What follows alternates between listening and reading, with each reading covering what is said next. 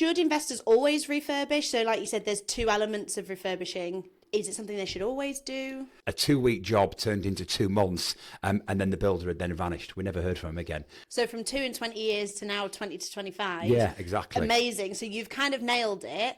Very good point. The emotional attachment, Jess. You're not getting emotionally attached. This is transactional. Know what you're buying. Know what you're getting in for, and be prepared.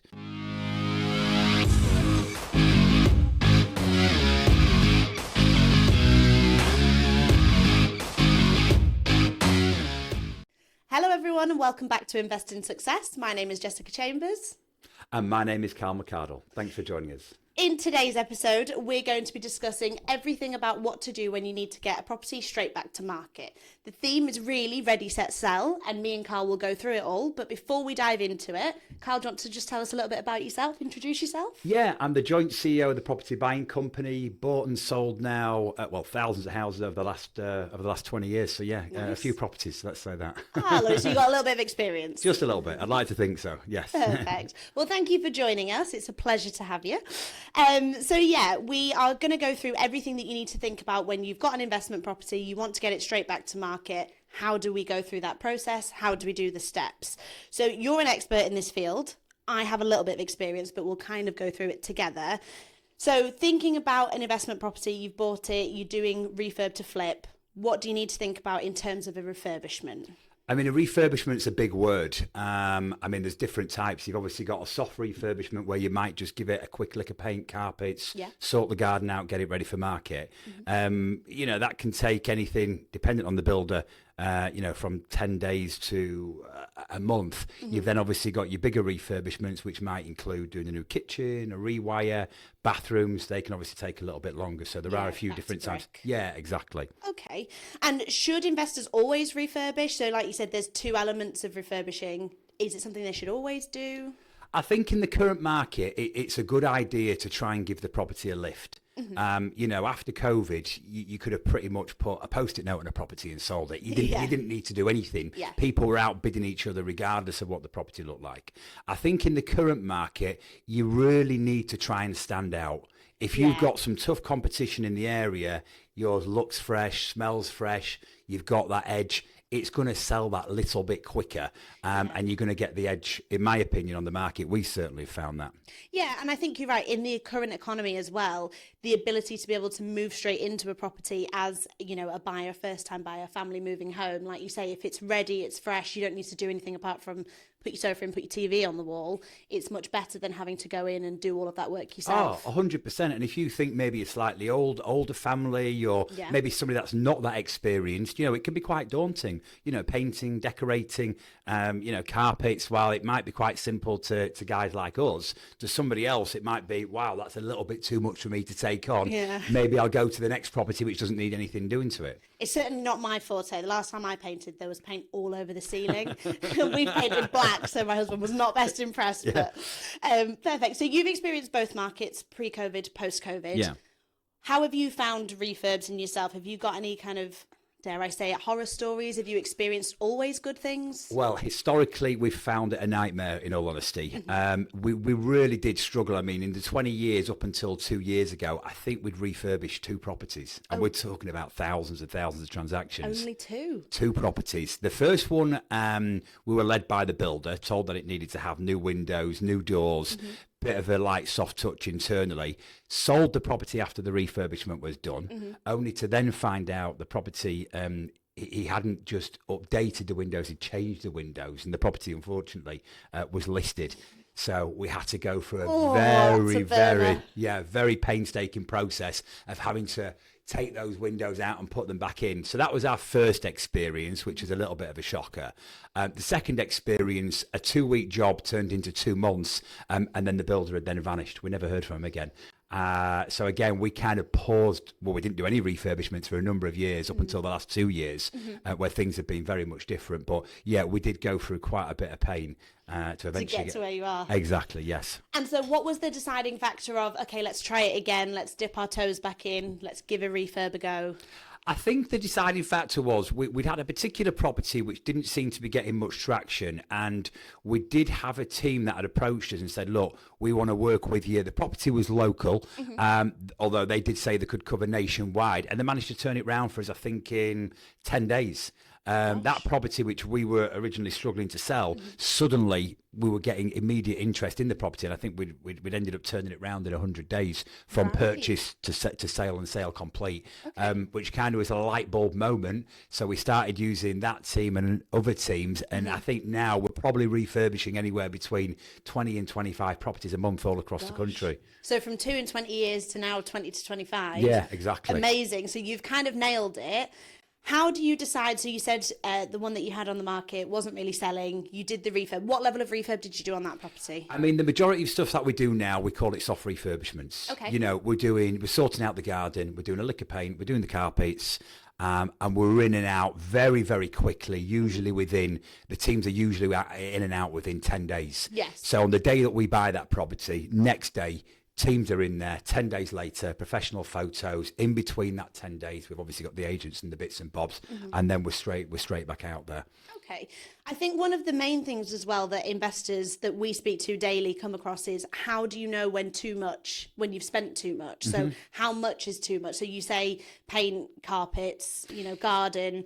How do you know what level to take it to? Especially if you're being advised from potential builders or, tradesmen who might not be speaking in your best interest, or they might be. It's a very good question, Jessica. I think, you've got to look and think, if I'm going to spend £20,000 on this full refurbishment, am I going to get that £20,000 back? On the other end, yeah. Or is that property going to sell that much quicker and maybe saving on the interest? Yes. So what I'd always suggest is it's always worth getting the price, but in our professional instances, if the kitchen looks good and it's a good usable space, all right, maybe not a kitchen that we personally want to our exact taste, but if a family can move in there and it can be used, maybe that's something that they'll do themselves later. Yes. Or you could just change the carcasses. Yes. Try and take a couple of little shortcuts just to freshen it up. Do you want to be going in there doing a big kitchen refurbishment, big bathroom refurbishment? You sat there 6-8 weeks later, unless it is absolutely necessary and they're completely gone, then I'd recommend trying to salvage what you can, just to get that money turned again. We need it back on the market, and we need that money getting recycled as quickly as possible. It's a good point as well, because what we might do in a property, I could go in somewhere and, like I said, I've painted walls black. I know that a lot of people hate that. If you spend too much time and get too emotionally attached to the property, you actually might be doing yourself a disservice when you come to try and sell it, because what you like as a person, what your design is, isn't what, Joe Blogs down the street might like. Very good point. The emotional attachment, Jess, you're not getting emotionally attached. This is transactional. We are going in and out, and we want to make it appeal to the masses. So you have a buying company. You've been doing this for many years.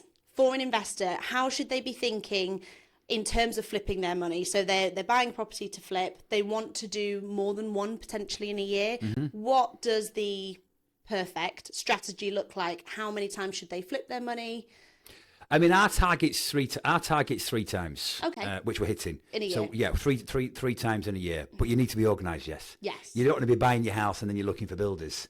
Very you want true. to, at the point of you buying your property, your team needs to be starting. And if it's not your team, obviously, as I mentioned to you earlier, we've got teams that can start for you. Those guys need to be in on day one. If you're messing around 4, 5, 6 weeks later, and you're doing that 3 times a year, you've just now lost a cycle. Yeah. So you need to be in and out and be organised. And you mentioned agents. So teams in and out, property's done, ready. Now we need to put it on the market. How do you delve into the world of estate agents? That's a tough one. It's not the easiest. It's not easy. I mean, look, we've dealt with many agents. There's some very, very good agents out there, Jess. There's a lot of good agents out there. You've also got some that maybe aren't as good. And when I say aren't as good, for me, it's all about pricing the property right. Yes. We can often fall into a trap. You speak to 2 or 3 agents. One's coming in probably about on the money. One's coming in, it is a little bit spicy, and one's coming in really, really heavy. Yeah, Price. Yeah, like if all the stars were aligned, that's what you're going to get. the mistake that I've seen so many times, and I've actually done it myself, you know, we've had to learn the hard way, is going for that top price and having the mindset, let's see if we get it and let's see where it goes. We'll try it out for 2, 3, 4 weeks. Yeah. It really has bit us on the butt so many times, because what ends up happening, Jess, is that people, first of all, that first 2 weeks is when you really, really want to be getting the maximum amount of interest. Okay. You need to be really shining on the market. You need to be looking really attractive, and it needs to be priced perfectly. All that happens over the course of time is people are just attempting to try and bid you, or not even showing interest because you're not in the price point.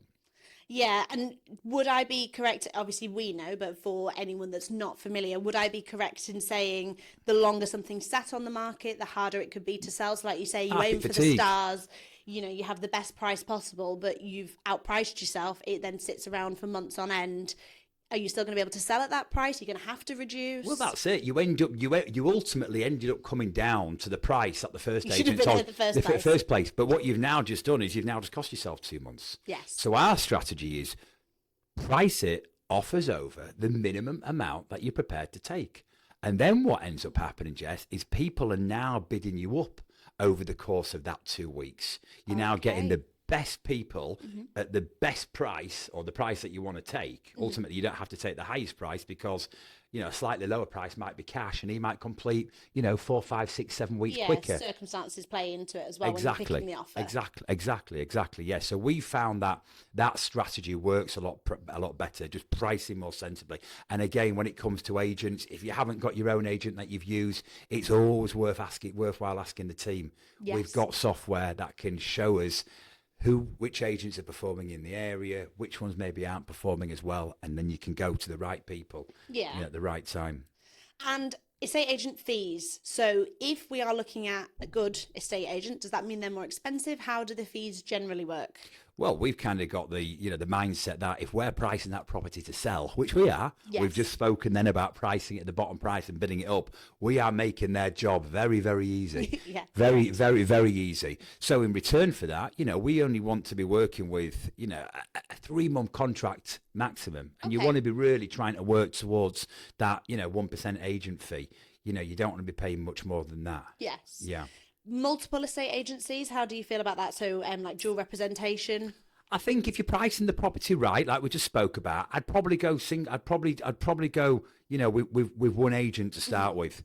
I'd give them a fair shot, because if you're wanting to get a lower fee, a lower contract term, it's not really that appetizing. Yes. If you've then got 2 agents fighting over a 1% fee. Yeah. Doesn't really make sense. No, I think you need to give the agent a fair shot. You know, you need to give the agent, pick the right agent, you make sure that you're pricing it right, and let them do the rest. So you've kindly shared a story about where a refurb went wrong. You've given us a lot of tips. So I hope you're writing these down, because, you know, we've got an expert here. Talk to me about when you've priced wrong. So you mentioned briefly there was one where you priced too high. Have you ever considered you might have priced too low? How long did it take you to be like, okay, I think I know where I'm pricing in the market?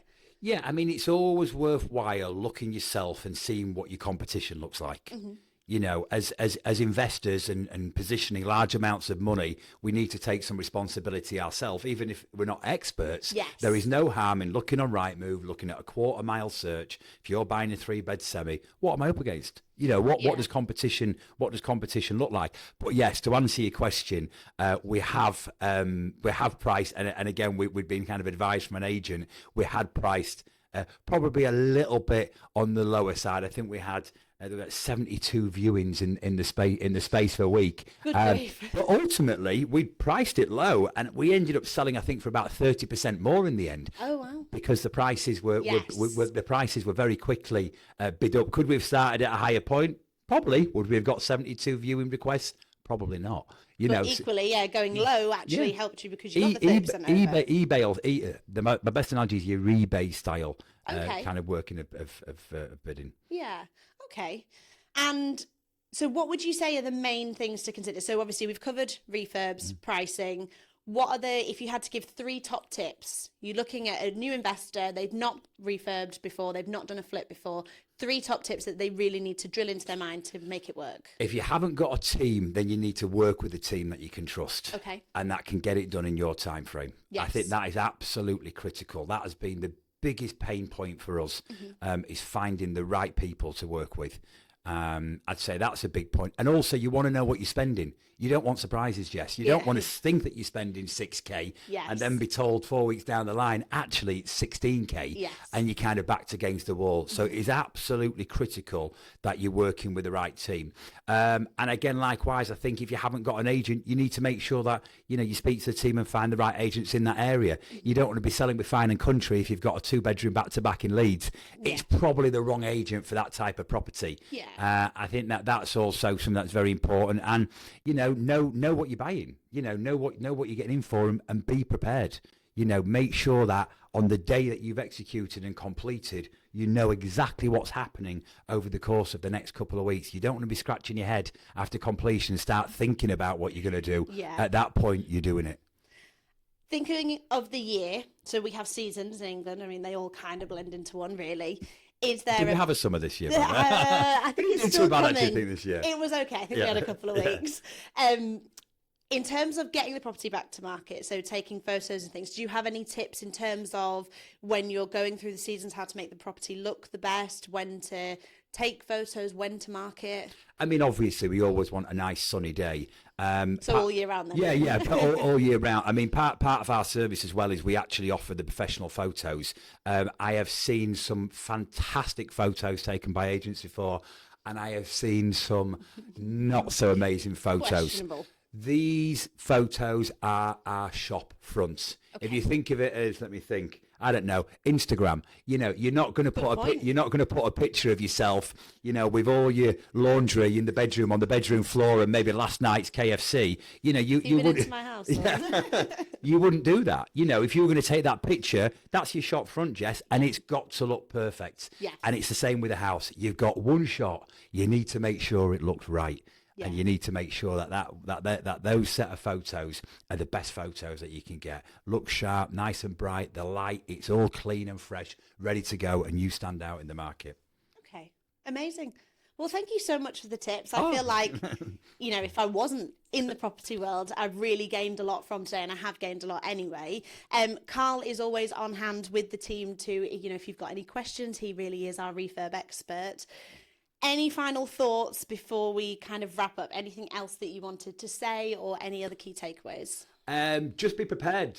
Know what you're buying, know what your plan's going to be. They say preparation is the key to success, and that really is just, I'd probably say, the best takeaway. Just be prepared and ready, and make sure you know what you're doing. Perfect. Thank you. Thank you. Well, thank you everyone for joining us. Do make sure to tune into our next episode, which, brace yourself because it's hard to pronounce, but we will be discussing the BRRR strategy and going through everything in terms of portfolio building and touching on refurbs again. So do tune in. If you have any questions, any other kind of strategies or thoughts that you want us to cover, please do comment below and give us a follow. Thank you. Thanks. Bye. Bye.